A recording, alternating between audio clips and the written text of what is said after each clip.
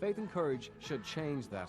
It's her best to date and sees her working with some big name producers, including long-term hero Eurythmic Dave Stewart.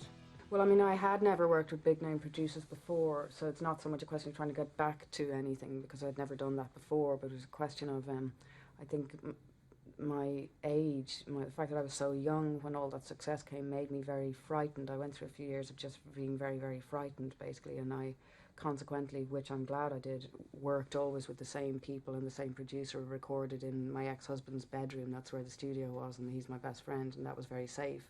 But with this record, I really wanted to step out into the world as an independent woman, having got back my strength. Do you know what I mean? That I did find a lot of the vilification or whatever, it took a lot of my spirit away, so I was quite afraid. But when one's strength began to come back, that's what it represents, my stepping out to work with other people. Do you know what I mean? That kind of a self-confidence came back, or a belief in myself, which I would have had when I was a teenager, you know. There's a song on the album called Emma's Song, and I sent a demo of that over to Brian Eno, that he was going to mix it for me. And himself and Dave were together when they heard it, and apparently they were driving along and they had to stop the car because the two of them were crying because they really liked the song.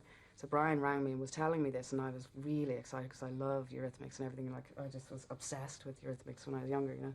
And I said, oh God, I'd love to really write with Dave or something. Next thing, Dave rings me with this Monday morning from his bath. He's in the bath in Covent Garden, and he says to me, okay, come round, I'm going to help you write your album. And I couldn't believe it.